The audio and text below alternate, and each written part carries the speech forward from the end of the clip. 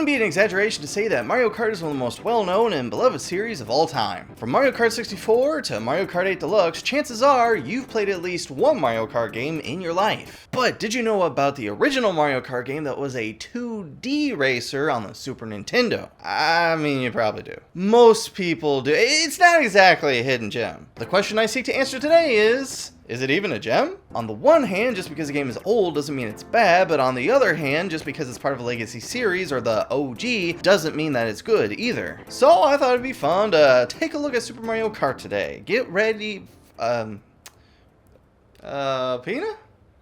What are you doing? Meow, meow, meow. Oh, me, I was just gonna do a video on Super Mario Kart. Meow, meow.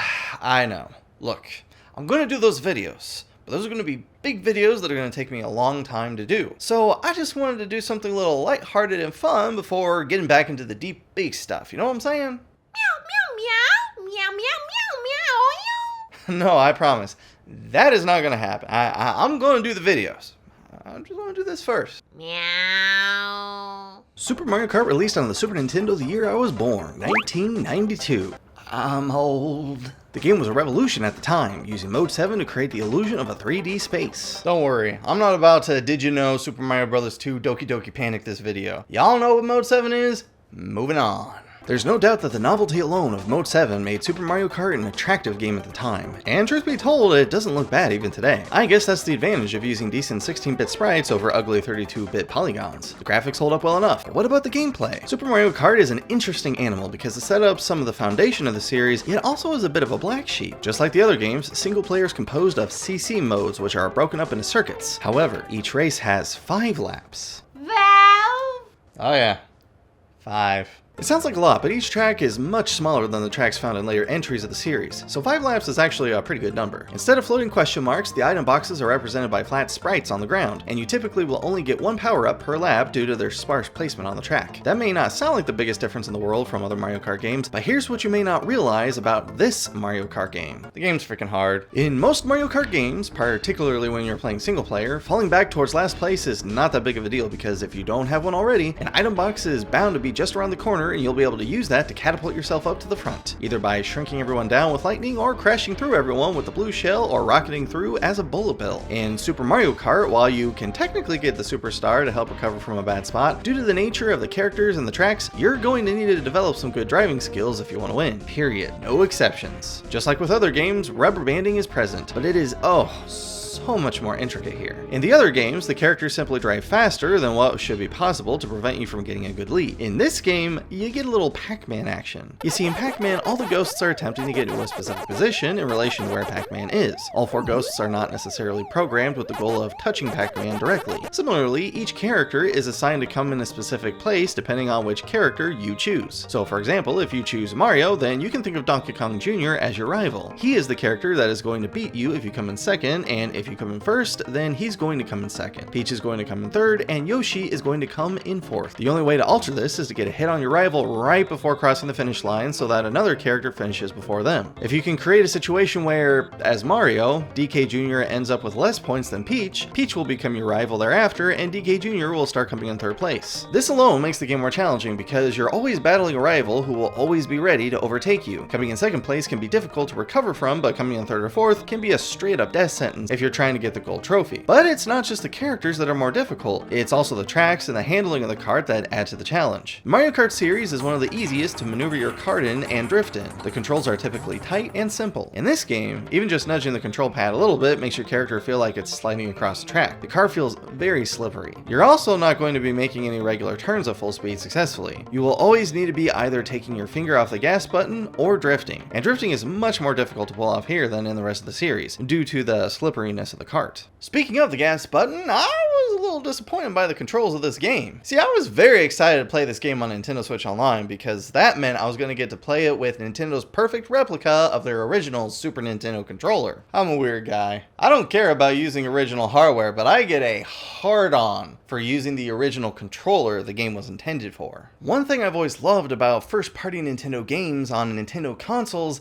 is how you can tell how love-crafted they are around the design of the controller. Super Mario World is a fantastic example. simple. You run with the Y button and jump with the B button. The Y button is concave, so your thumb can comfortably rest on the button as it molds into the button. Now with most games, you would have to lift your thumb off of one button to push another button to perform a separate action. But with Mario, you can slightly dip the joint of your thumb onto the B button, which is convex, allowing you to easily maintain momentum as you jump and as you land back down. I was expecting the same kind of forethought with Mario Kart, but this game assigns the gas to the B button and item usage to the A button, forcing you to take your finger off the gas momentarily to use an item. It's not that big of a deal, it's just a little surprising. The turns are more difficult and the tracks are much tighter as well. Navigating them requires precision. Super Mario Kart really enjoys tracks that are easy to fall off of. As a matter of fact, allow me to direct you to Exhibit A, Rainbow Road. As a boy who grew up on Mario Kart 64, which has the safest, longest, and easiest version of Rainbow Road you ever did see, Rainbow Road on the original Mario Kart was a real shock to the system. There are no rails to protect you and the roads are thin and, might I point out that there are thwomps taking up 75% of the width of the road in some places. Some are regular thwomps, but some of these are electrical thwomps that'll zap you if you touch them. Good luck catching up if you fall behind on these courses. You can get the Superstar power up, but going too fast can be its own detriment, easily causing you to plummet off the course or simply run into walls or obstacles and fall even further behind. To add insult to injury, you can't touch your opponents. Well, I mean, technically you can, but you lose coins if you do.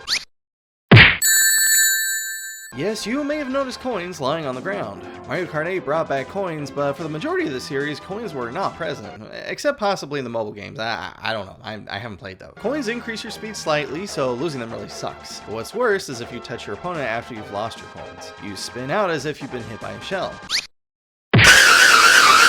Of course, that doesn't happen to the computer players, only to you.